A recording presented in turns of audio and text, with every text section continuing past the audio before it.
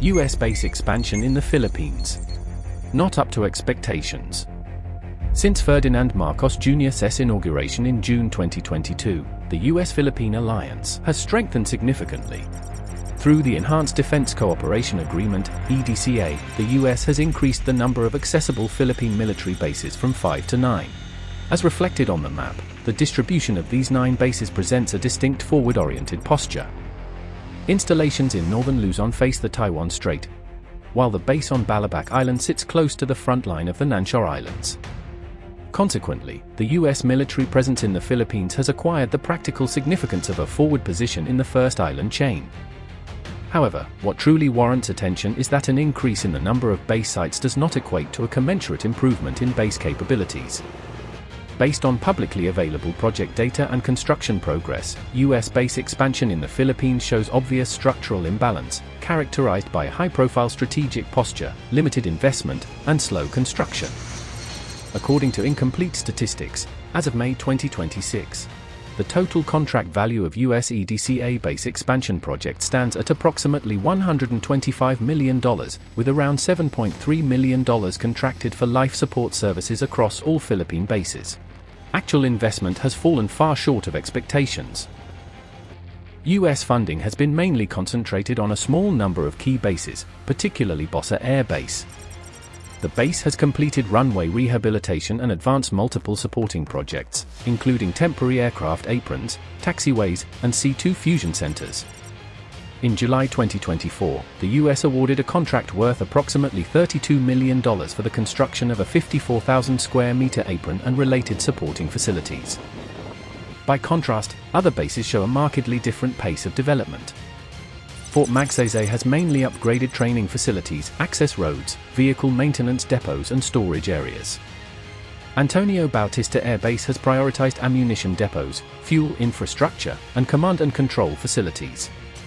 Bases including Mactan and Lumbia have focused on upgrading fuel storage, warehouses, operational planning and maintenance facilities. As for the 4 bases newly added in 2023, visible U.S. investment and construction progress remain even more limited. Camp Melchor de la Cruz is currently advancing C2 Fusion Center and road planning projects, while Camilo Ozayas Naval Base, Laulo Airport and Balabac Island, despite their strategically sensitive locations, still have most projects either in the planning stage, early implementation, or dependent on Philippine domestic funding. At the same time, U.S. military activities in the Philippines have visibly intensified. The U.S. Army has prioritized the northern Luzon, Bataan Islands axis, deploying and exercising the High Mobility Artillery Rocket System, HIMARS. The U.S. Marine Corps has adopted the Littoral Rotational Force Luzon, LRF, Luzon model, conducting drills on expeditionary forward base operations and deploying the Navy Marine Expeditionary Ship Interdiction System, NMESIS. In comparison, U.S. Air Force activities focus more on temporary exercise support and mission-driven rotational deployments.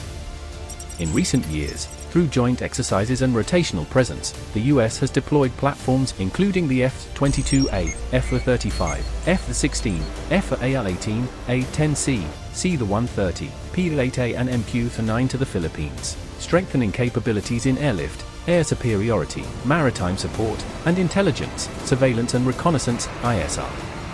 The scale and frequency of U.S.-Philippine joint exercises have continued to grow, with expanding participation from allies and partners such as Japan, Australia, Canada, France and New Zealand, gradually establishing the Philippines as a key platform for the U.S. to promote multilateral security coordination.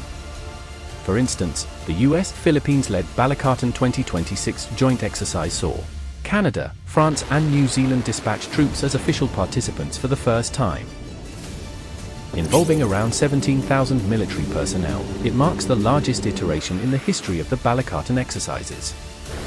Nevertheless, a fundamental contradiction remains. While U.S. force deployments have become increasingly operational and combat-oriented, supporting infrastructure at Philippine bases has not matured in tandem.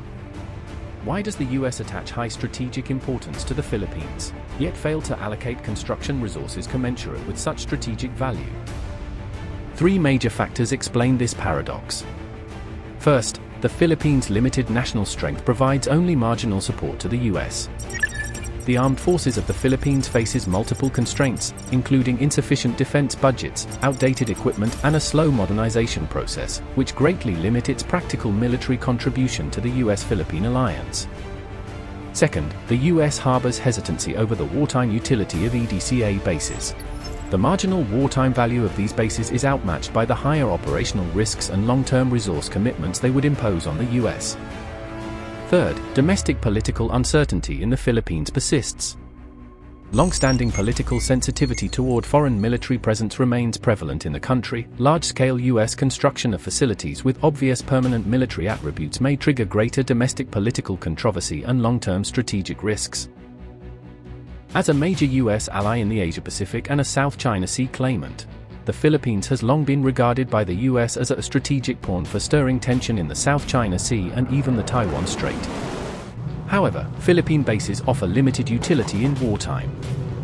Therefore, the Philippines' strategic positioning is primarily as a supplement to US military bases in Japan, and US investment in base expansion has fallen short of expectations.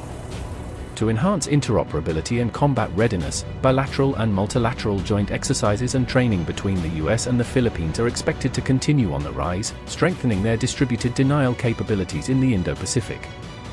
At the same time, to address the region's lack of forward ammunition and equipment production capacity, the US may push for the establishment of joint ammunition manufacturing and storage facilities, as well as ship repair facilities, at Subic Bay, thereby enhancing the Philippines' ability to provide logistical support to US forces.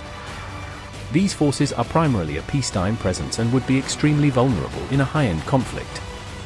Their existence serves more political, strategic, and diplomatic purposes, using a relatively small military footprint to disrupt the situation, shape the environment, and push developments in a direction favorable to the US. The current situation in both the South China Sea and the Taiwan Strait remains tense but has not yet erupted into open conflict, hot but not exploding.